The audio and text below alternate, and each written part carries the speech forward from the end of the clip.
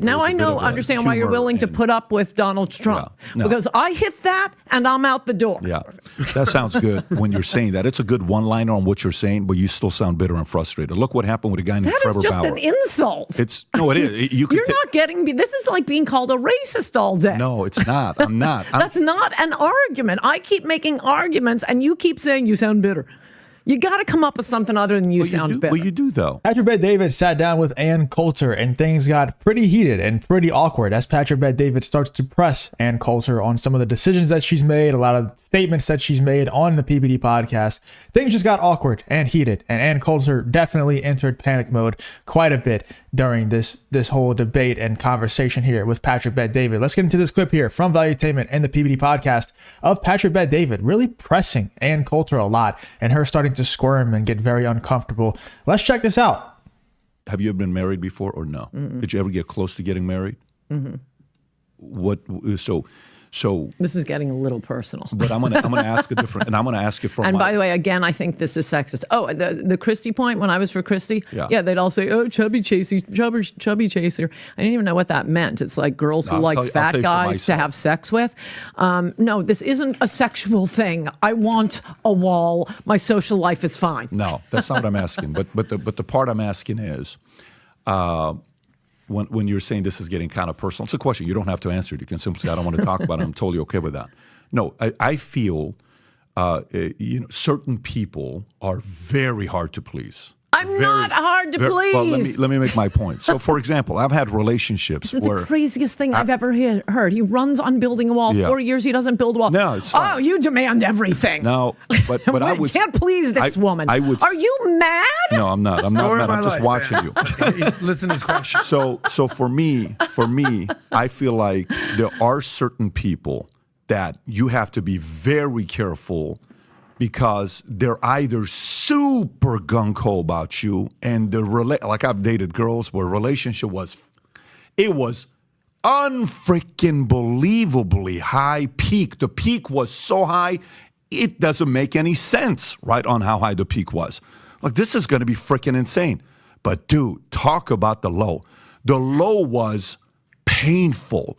You needed 15 therapists and friends and sponsored by tequila and vodka and whiskey to be able to tolerate the shitty low you would go through with this girl. And I'm like, I can't tolerate this shit. And I've been around the block. I'm like you when you were talking about, first I wanted this girl, then wow. So, I wasn't the innocent one. Eventually, I'm like, dude, I'm shutting it down. This is it. I want to build a family. I want to have a different kind of a life. And I never thought I was going to get married. I thought I was going to stay single for the rest of my life because no one was going to make me happy. And then I sat there and I said, is it going to be 100% of everything across the board? And then that's it? Is it going to be like, they have to give me, that's it? And then I'm not going to look at all the other stuff? You're clinging on one thing that I'm also not happy about. I wanted the border. I'm also not. Yeah, this is very true. There's a lot of people like Anne Coulter, I think is one of them, but there's a lot of people like this who will never, ever be satisfied with a presidential candidate. They'll never be satisfied with the president's performance unless they do literally everything that they wanted the president to do and that the president promised that they were going to do, which does sound somewhat reasonable, right? Doesn't it sound pretty reasonable to not be satisfied with the president unless they do everything that they claimed they were going to do in the lead up to the presidency and their campaigning? It sounds pretty reasonable, but that's basically never the case. These presidents, they lie and they say things that they know that they're never going to do, but they have to say it in order to get into office. A lot of people like myself and like a lot of others have realized, yeah, we can be critical of these people, but let's be real. We're never going to get a candidate that does everything that they claim they were going to do in the lead up to their presidency, because they have to say certain things that they're going to do certain things in order to win the presidency that they know that they cannot do. So therefore, we're basically stuck with choosing the lesser of two evils. And there's people like Anne Coulter and a lot of other people like Patrick Bet-David is saying that refuse to accept the lesser of two evils. If Donald Trump, like Anne Coulter feels like she got duped by Donald Trump into voting for him and into supporting him because he said he was going to build a border wall and he never built the wall. So if you're, and Donald Trump did a lot of other things. The Supreme Court justices thing was probably one of the biggest ones that he did. He did some things that were really good, especially in people who have ideals like Anne Coulter. in their eyes. You should view as pretty good. But because he didn't do that one thing, he didn't do everything that he promised he was going to do. Anne Coulter is now not super pro-Trump. I don't know if she's necessarily anti-Trump, but she's not super pro-Trump like she was last time around. There are different groups of people like me understand no president's going to do everything. And let me know in the comments if I'm wrong on that, but I've pretty much accepted no president is ever going to do everything that he claims he's going to do in the lead up to the presidency. It's just about having the president that does more of what you want to do rather than more of what you don't want them to do. Not happy about that. By the way, a lot of the things he ran on, he should have done all of that stuff. He has to answer that question. A person like you has to give that question to a moderator in the what do you call it, in the presidential election that's coming up. Someone has to pose that question. I want to know what his answer is going to be. I'd like to see some other people that are his friends ask questions like that, A. Hannity and others, to actually ask those questions because I want to know. But at the same time, I don't know if any presidential candidate is going to be able to please Anne Coulter for 8 years. I don't think that's possible because I think that person is going to have to do everything you want them to do to win your favor, and it is so attractive to get your support because during the election there were certain people that are superstars that played a role of Trump winning in 2016. I think you're one of them. I think Kellyanne Conway was one of them. She didn't support him until 2 months before the election. She was Cruz. But I thought she played her role in those 2 months. I think she crushed it when she was. She didn't show up and defend him for Access Hollywood. Anne did. I understand. Again, I'm not putting you guys against each other on who's more than the other one. Your method of going out there and going after the enemy, you're fearless. You scare the crap out of the enemy. You're not a person that people sit there and like. You make people on the other side shake. Yep. Okay, so you played a role, she played a role, other people played a role, okay? But then we come to now, you're clinging on one thing, okay? It's more than one thing. Then unpack it if you're saying it's more than one thing. If you're saying it's more than just a border, what else a couple things. The reason I mentioned Kellyanne isn't, and don't pull this, Seinfeld, catfight, isn't to say, no, I was for Trump a few weeks after he announced. And what I have noticed... You were the first to make it clear. Everybody knows that. And did you guys know this guy in 2015? Because I want confirmation on this point. Adam, you did. Okay. Yeah. You're going to answer this. No, Tom did, yeah. A lot of us who supported... Every single person I know who supported Trump in 2015, and everyone hated us for it. But a lot of my friends did. I mean, after LA, you see what the problem is before a lot of the rest of the country. I don't know one person who supported Donald Trump in 2015 who supports him now, who isn't betrayed. The people who support him now are the Johnny-come-latelys who absolutely opposed him. They were for Cruz, they were for Rubio, they didn't care about anything that Trump was running on. And then, oh, screw it, he's the nominee. Let's see if we can get tax cuts out of him. They think it's magic that he won because they never understood why he won, because they never understand, and it's not just one issue. It's whether our country continues to exist is the issue. And as for your ex-girlfriend, you needed therapy and tequila and low was low, and it would go on and on and on. Now I understand why you're sarcasm. Now I understand why you're willing to put up with Donald Trump, because I hit that and I'm out the door. Yeah, that sounds good when you're saying that. It's a good one-liner on what you're saying, but you still sound bitter and frustrated. Look what happened with a guy named Trevor Bauer. That is just an insult. It is. You're not getting me. This is like being called a racist all day. No, it's not. I'm not. That's not an argument. I keep making arguments, and you keep saying you sound bitter. You got to come up with something other than you sound bitter. Well, you do, though. You do. So do you know what happened with Trevor Bauer? Do you know this guy named Trevor Bauer? Okay.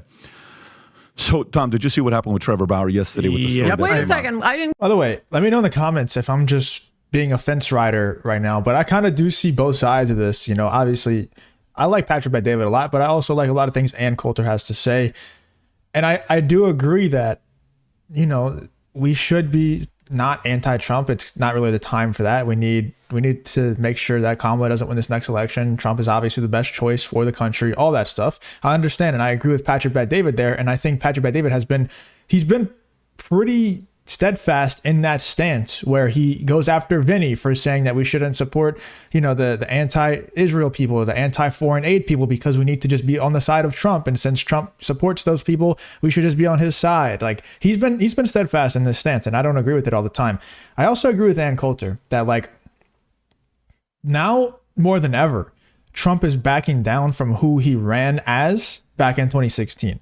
the Trump that we have right now is not the same Trump from 2016. He is much softer, and I know like he's had great moments. Like when the guy got shot, stood up and said, "Fight, fight, fight." It was a great moment, legendary moment, great marketing moment for sure.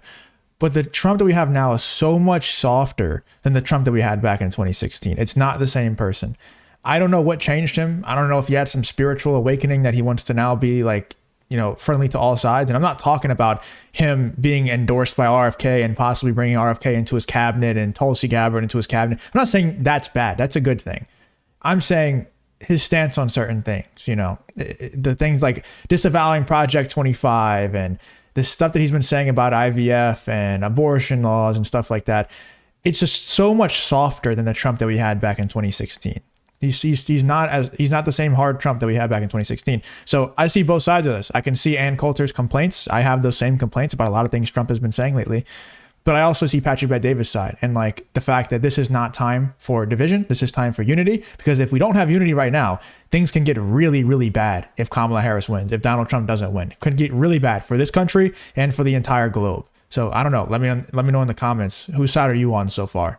Didn't get an answer. Did he support Trump in 2015? Well, 2015, not 2016. Whether it's him or him, I will say this. You said something actually very shocking that we should address. You're saying you don't know one person who supported Trump in 2015, 2016 that is still with him today. I'm in my circle, yeah. That's a whole different circle. Yeah. How big is your circle? What difference does it make? What are you going to say? Anne has a big circle. It's not a small circle. She's got contacts from everywhere. Nobody's denying that. We know who Anne Coulter is. Okay, so let's say it's a couple hundred. Let's say it's a couple thousand. Let's say it's 10,000. Okay, even publicly, I can't think of anyone. I know so many people that were with him in 2016 that are unanimously still with him today. And don't believe me. 2015. Don't believe me. I said 2015. 15, 16, what's the difference? It's a huge difference. What do you mean? When he was... We supported him for the issues and what he was saying. You guys wanted Jeb. You would have been perfectly happy with Jeb. I'm saying the people and he governed like that Jeb. Voted for him. No, that's not what I... Do you understand what I said? There's a reason that I'm saying 2015 and not 2016. Obviously, people who supported him in 2016... Who else would it be? The people who voted him against him in 2016? No, what you're asking about is in 2015 when he declared, and we still had Cruz, Jeb, Rubio, and a cast of thousands. All of them. Right? And some of them hadn't even fully declared yet, right? The gold through rush 2015. Happened. Fox 100% against him. Murdoch against him. Wall Street Journal against him. Did you support him when he declared in 2015 and where you had this slate? And to your point about name recognition, everybody thought that Jeb was going to roll. And at Thanksgiving... 140 million, they won. Yep. At Thanksgiving 2015, all the money in the PACs was behind Jeb. Pledge, not donated, but pledge. He had it all. So you're saying, were you behind Trump 2015? I'll say I wasn't. I was beginning of 16. Soon as I saw him picking people off, soon as I saw what he was able to do, I said, I know a lot of you see channels like this one, and it probably makes you want to start your own channel exposing the woke cult and maybe even replace your job with it eventually. If you don't know, I'm actually a YouTube strategist and I specialize in growing channels within this exact niche. I actually own a few other channels in this exact space that I never appear on, that I just handled the behind the scenes strategy for, that you probably watch pretty regularly. And I also work with a lot of larger names in the space to help them grow their channels. My main goal with this whole thing is to help equip good people with the skills that it takes to grow their channels, grow their voice, and expose the evils in the world. So if you want to know exactly how I grow my channels and my clients' channels so quickly, you can actually steal my exact strategy with the link to a YouTube video in the pinned comment on this video. I break everything down in that video in the pinned comment, so go check it out. Let's get back to the video. That cat's is going to keep picking these people off. And so, could I say? So I was early 16, but I see what you mean. It's like when he declared, were you with him and saying, "This is my guy"? Or not just June 15th. I'm giving you 6 months to come around. He kept talking about immigration, and I would add that you think he's a good debater because, and I looked this up and wrote about this recently on Substack too. It's easy to forget because he did kind of change the whole campaign, sort of changed the landscape. Republicans are afraid to say some of the stuff they used to say. Everyone on that debate stage with him was open borders, and they were all attacking him when he came out for the Muslim ban. Paul Ryan, the rest of them. That's not who we are.